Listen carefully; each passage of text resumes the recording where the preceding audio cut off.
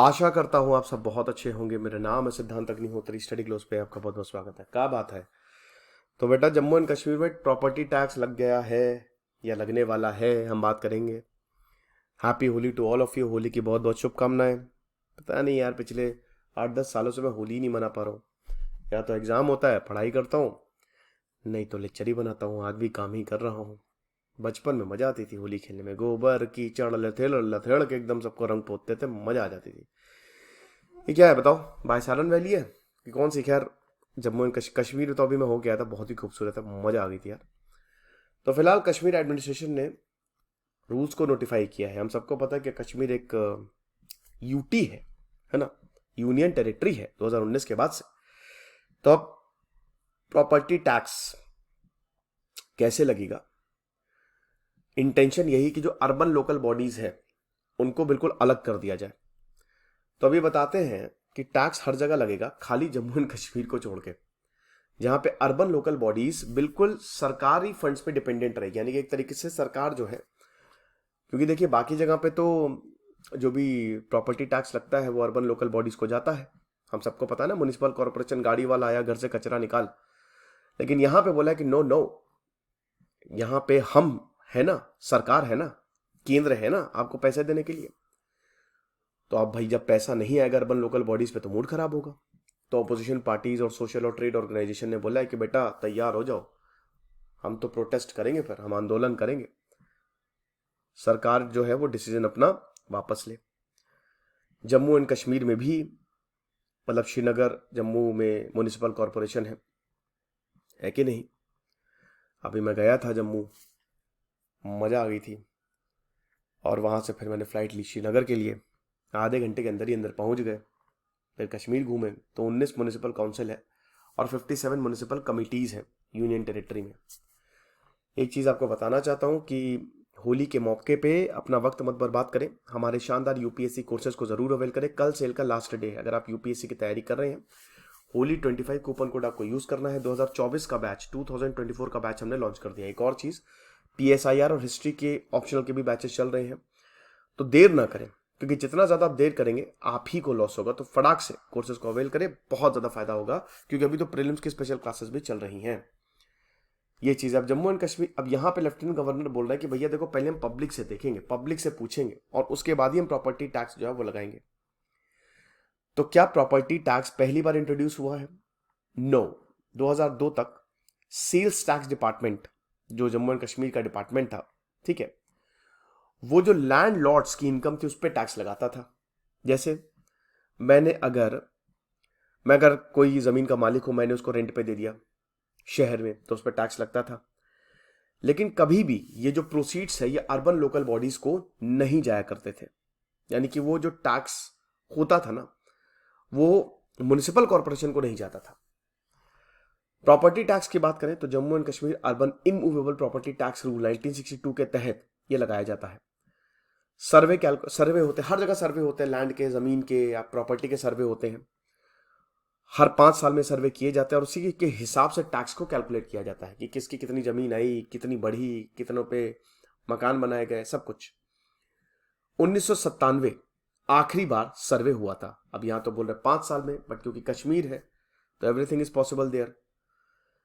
और उस समय जो इंडिविजुअल प्रॉपर्टी ओनर थे उन पे टैक्स लगाया गया था।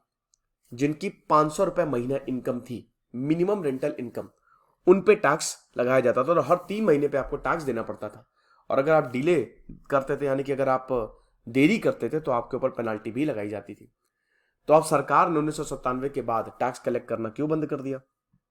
ऑफिशियल्स को माना कि बेकार है। जो हम टैक्स कलेक्ट करते थे वो, it was more than the revenue that was generated.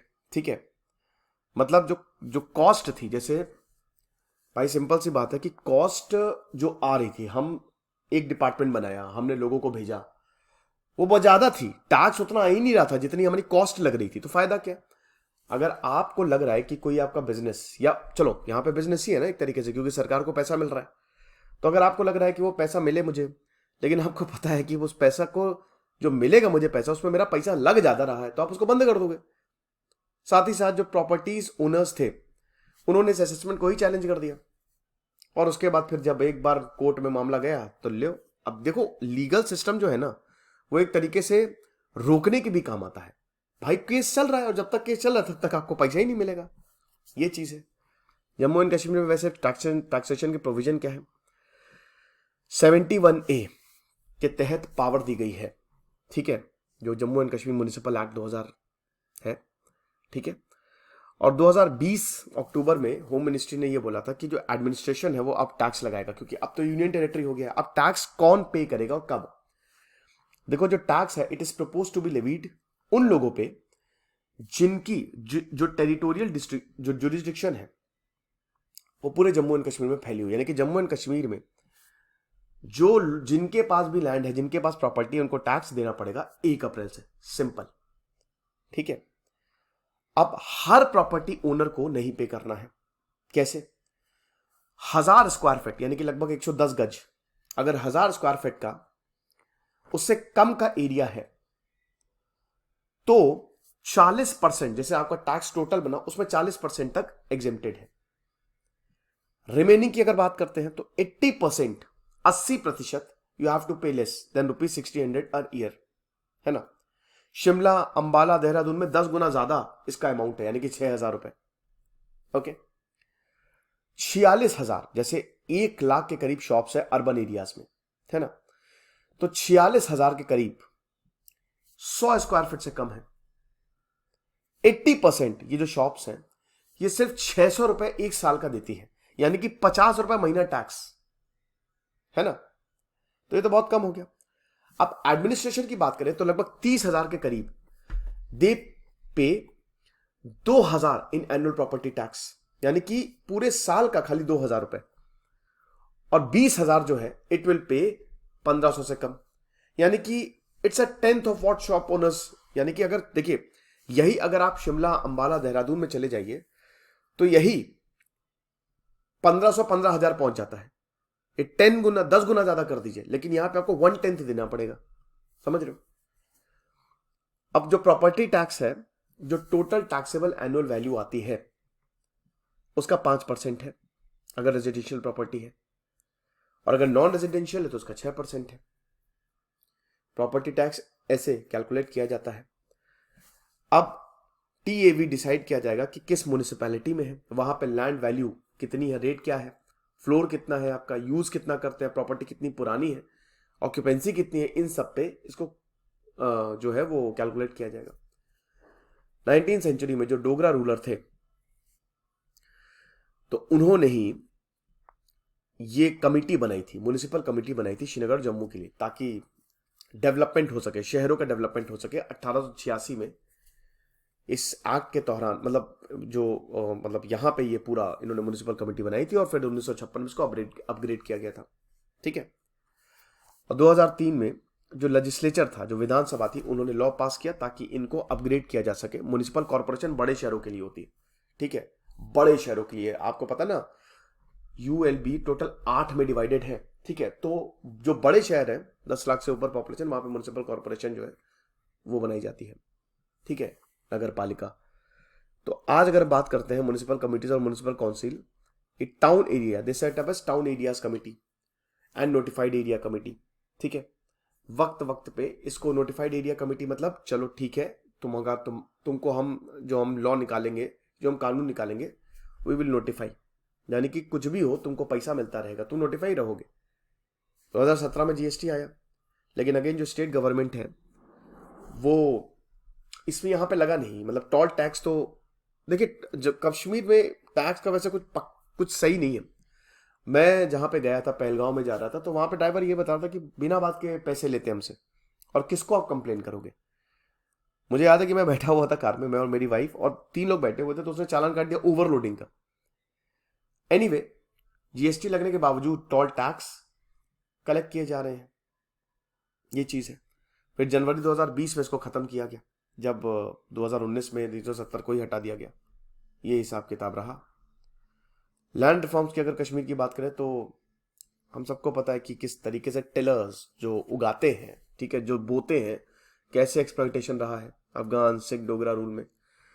Kashmir की धरती सोने की धरती है, वहां पे महंगी महंगी चीजें, केसर हो गया, बेरीज हो गया, सेब हो गया, ये सब मिलती है। 50 रुपए किलो में सेब लाया था, मजा आ गई।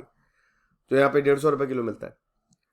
शेख अब्दुल्ला सरकार ने फिर वही big landed state abolition act, ताकि अब जिनका लैंड है, जो टिलर्स हैं, जो बोते हैं, उन्हीं को ही ये लैंड मिलेगा, क्योंकि ये जो लैंड ओनर्स हैं ये इन पे कब्जा जमा के बैठ गए हैं।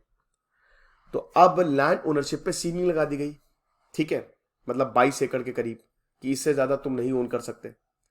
और बाकी जो मतलब 22 एकड़ के करीब जो थी, इस पे सीलिंग लगाई गई। और जो रेस्ट ऑफ द लैंड था, है ना, उसके बाद फिर जाओ तुम रख लो, लैंडलॉर्ड को रिडिस्ट्रीब्यूट कर दिया, शेयर क्रॉपर्स और लैंडलेस लेबरर्स। लैंडलॉर्ड को कुछ भी नहीं मिला, इनके पास सदियों से था ये लैंड भाई, जब से डोगरा आए थे तब से।